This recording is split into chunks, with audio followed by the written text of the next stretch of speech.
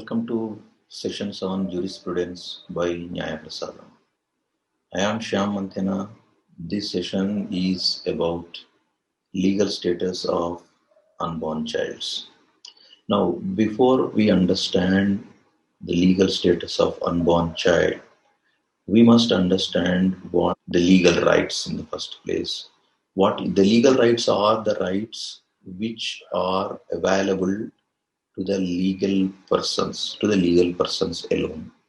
Now, under the law, a legal person need not be a, a living being or a human being, such as even a company is treated as a legal person. So, so before we answer this question, the legal status of unborn child, let us give a slight introduction on what is the real legal rights available and available to whom. Either the legal rights are available to real humans and an imaginary, such as companies or an entity, which are also considered as persons under the eyes of law. So now when you come to the humans, the real humans who are entitled to enjoy certain rights, they are classified, they are divided into two types. One is born, who can enjoy the rights, and the other one is unborn.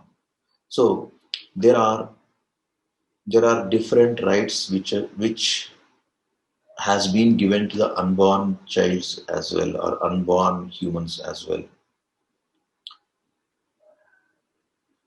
Under the eyes of law, even a unborn child is considered as a perfect legal personality, and he can enjoy, well, he's knowledgeable enough, talented enough or not, doesn't make any big difference, but he is capable of having some property transferred on his name. So people can transfer property on an unborn child's name according to the Property Act, and he can create an interest in the name of an unborn child's property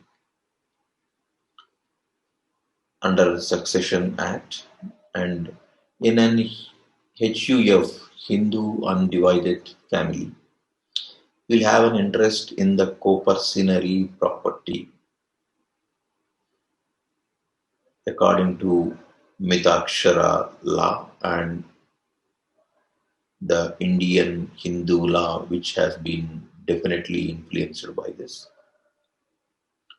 And a female inmate, in the event if sentenced to death for whatsoever the crime committed, if the female inmate, whoever, has been sentenced to death for whatsoever the reason, if such inmate found to be pregnant, then the execution of the punishment is postponed until the childbirth, so that the unborn child, can have an opportunity to come to the world and enjoy the rights and this is according to the criminal procedure code or criminal procedure. So to remember the different rights that has been given to the unborn child, we can simply remember with a mnemonic, which can be connected with all these acts, to be precise. So to say it in simple terms, unborn child is a legal person for co-personary property succession, and he can postpone the death. So this simply to say it again.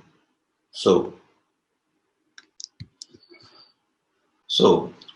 to make it more simple, Unborn child is a legal person for coercionary property succession and postpones death. So this covers everything. It's a legal person, so we can talk about what a legal person is and who can enjoy the rights.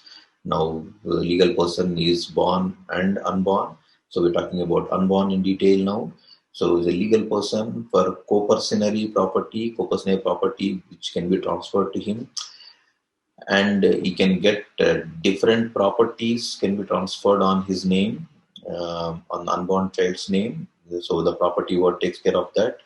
And the Succession Act says that he'll have an interest in the name of unborn child as well.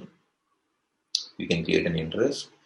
Uh, and the Succession Act, we already spoke about it. And we can postpone the death as well of the inmate who has been convicted with uh, capital punishment or death punishment. So that's all about the rights of unborn child. I hope you enjoyed this. Don't forget to subscribe and pass on to as many friends as you can who are appearing for examinations. Thank you.